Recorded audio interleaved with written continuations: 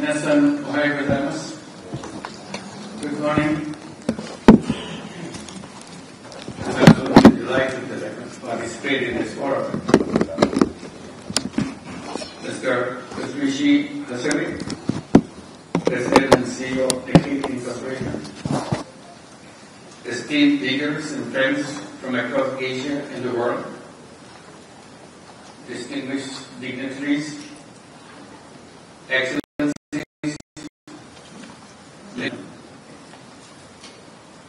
it is truly an honor and privilege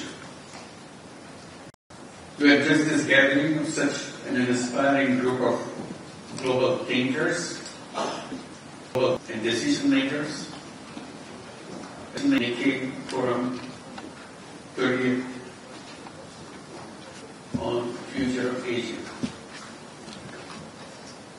Nikkei Forum has over the years become a guiding light of dialogue, vision, and resolve for Asia's future. I thank Mr. Hassan, CEO of Nikkei Incorporation, for inviting me to speak at this prestigious club. Standing here today brings back some special memories to me.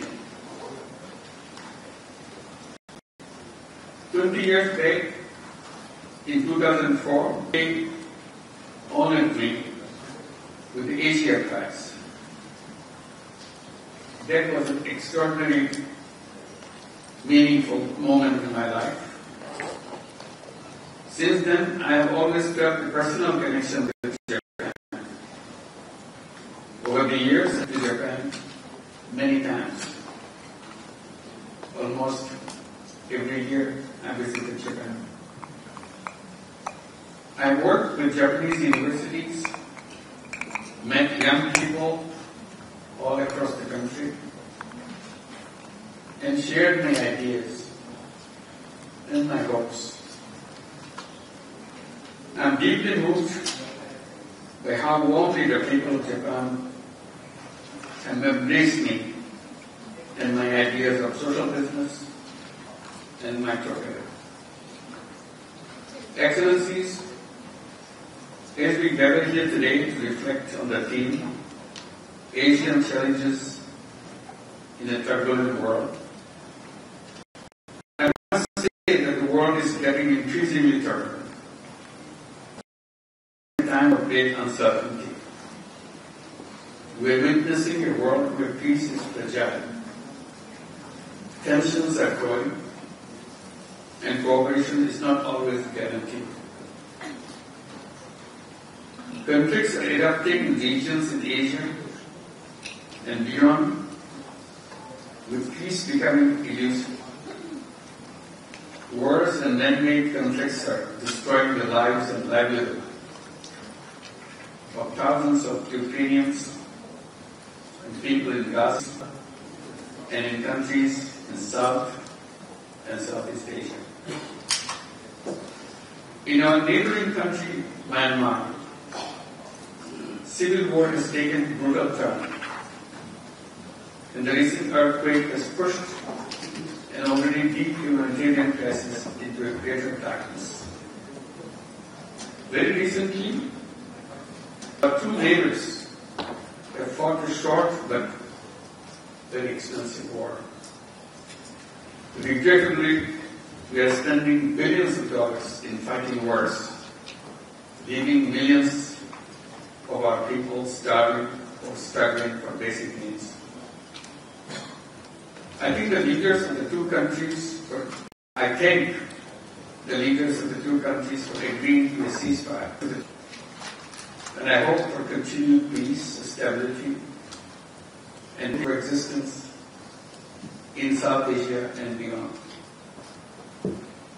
Moreover, millions around the world are being displaced by climate change. Technological advances promise much, yet raise new ethical dilemmas. The rise of trade restrictions continue to challenge the very foundation of the free trade system. Economic inequality inequalities are widening, often within societies as much as between them. Global trust is at risk. Trust is declining between nations, within societies, and even between citizens and institutions. In recent times, we witnessed such divisions, discontent, and instability in Bangladesh, Republic of Korea, that led to regime changes. In Bangladesh, we went through a transformational change by a massive uprising of students in the common people, just few months back. And consequently, my government came into the position to guide the country. We are working hard to fulfill the dreams and aspirations of our people, to ensure justice, equality, freedom, and dignity of people, and prepare for a free, fair, and credible election, aiming at a smooth transition to democracy. We believe this is a chance to correct the wrongs, build new institutions, and realize the dream of a fairer society. Despite multiple domestic challenges, Bangladesh is playing a role in contributing to global peace and security through participation in UN peacekeeping and peace-building missions, and hosting more than 1 million Rohingyas fleeing persecution in their homeland in Myanmar, purely on humanitarian ground. Asia, home to more than half of the humanity, sits at the epicenter of this uncertainty. It is also at the center of possibility at the same time. Challenges we face are formidable, and so is our collective strength. In this reality, I believe Asia has an opportunity, perhaps even responsibility, to show a different path. A path of peace, of dialogue, of inclusive growth. Not just growth in numbers, but growth in people's well-being, in trust, in hope. Distinguished guests, we are not powerless in the face of these challenges. In fact, we are at a turning point in history. The choices we make today will decide what kind of world we leave for our children and grandchildren. That is why we must come together, not just to discuss problems, but to shape solutions. Solutions that are inclusive, fair, and rooted in our shared humanity. I often have been saying, making money is happiness, but making all people happy is super happiness. We need to shift our focus from individual profits to collective well-being, from short-term gain to long-term vision. In my own country, from starting with Grameen Bank, with small loans given to poor women in the villages, to spreading social business ideas, social business ideas across the world, I have learned one thing very clearly. People are not born to suffer. People are born with unlimited potential. We just need to give them the right opportunities. That's where I come and present a simple idea of creating a world of 3 zeros.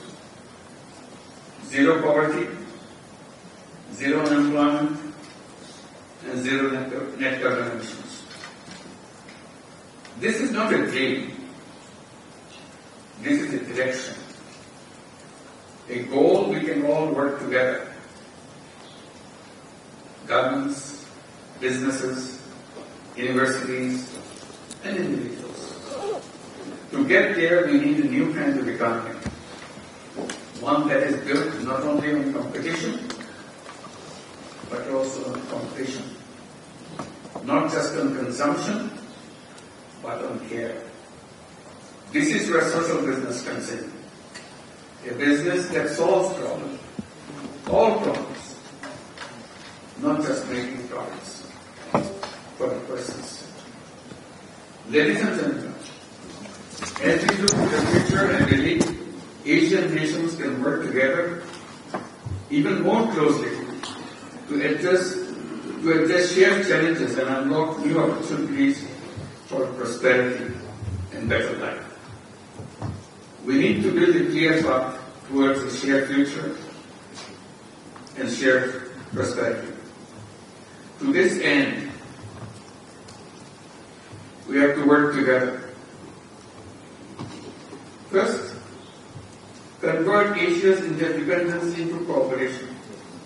Asia's diversity of economies, cultures, and political systems is both a strength and is a test. Our fates are increasingly intertwined. A supply chain disruption in one country ripples across borders. Environmental degradation in one part of Asia affects rainfall patterns in another country. Political instability in one region impacts global energy and trade flows. Our job is to convert this interdependency into cooperation, not conflict. To invest in shared prosperity is not a zero-sum rivalries. Second, forge robust economic and technical cooperation. Asia needs a stronger and sustainable way to finance its development. Regional development banks, financial institutions should take lead in funding our growing needs. Asia is still one of the least connected regions in terms of trade. This lack of integration holds back investment and business opportunities. We must act now to improve trade partnerships across the region. Asia should build a strong technology ecosystem, one that is inclusive, fair, and sustainable. Third, promote inclusion, empowerment, and sustainability. We must not forget the billions who still live on the margins, disconnected from the opportunities, vulnerable to shocks.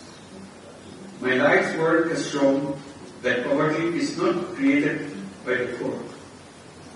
It is created by the system, by locking doors for the poor people. We must redesign that system. The world we inherited was built on assumptions of trickle-down economics, centralized control, and the policy of wealth maximization. We need to build a new architecture, one that promotes inclusion, empowerment, sustainability at every level.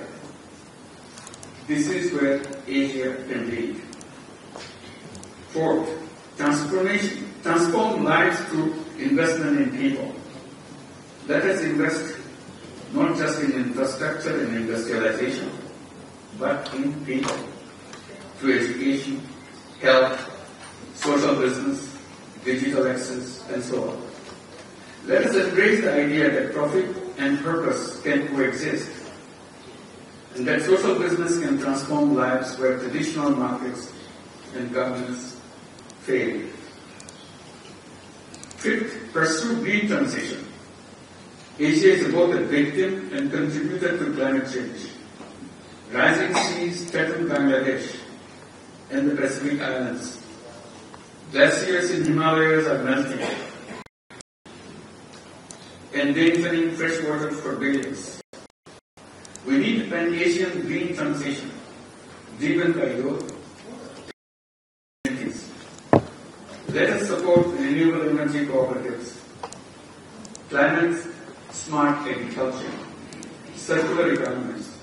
Let us create platforms that allow grassroots innovators to scale across the borders.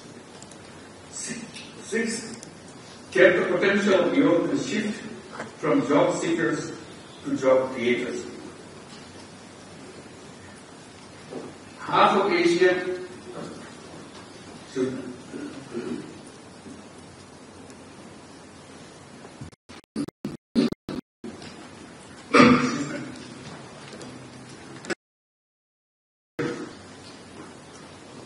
who are Asia's greatest strength. Their creativity and energy should be at the center of our efforts. Our youth are ready, but they need the tools, trust and freedom to shape our own futures. Social business, digital platforms and microfinance can unleash a new wave of grassroots-led innovation. I always encourage young people, do not wait to find a job. Create one. Be an entrepreneur. You have all the strength, all the possibilities of being a successful entrepreneur.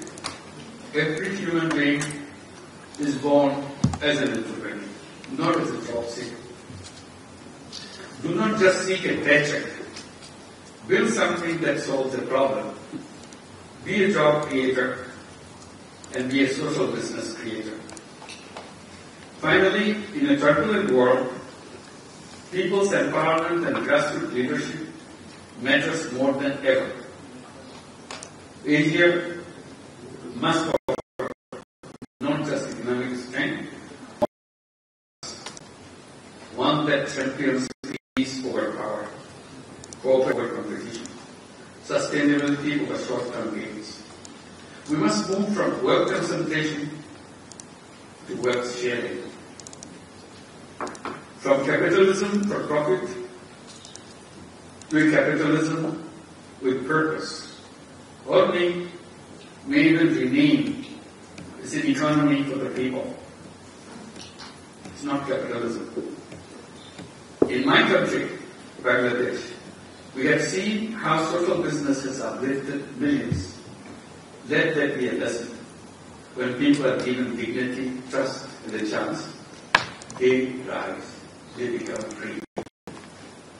Not just as workers, but as creators, as change makers. Platform of hope, Nikkei has created space for where dialogue leads solutions, and where trust is not just a word, but a goal we work together. The future of Asia is not just about economics or geopolitics. It's about people. It's about ideas. It's about the young people hoping to create a new world, completely different from the world we are already in. And it's about courage and creativity. Let us not be daunted by the turbulence around us. Let us see this as a call to rethink, to rebuild, and to rise together. Let us be guided not by fear, but by possibilities. Not by power, but purpose. Let us have the courage to imagine a better world. Let us trust one another. Let us cooperate, not because we have to, but because we want to. The future of Asia is not written yet.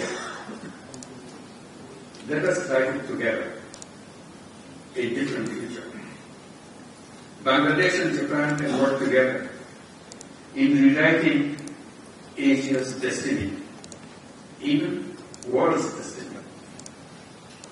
Thank you very much.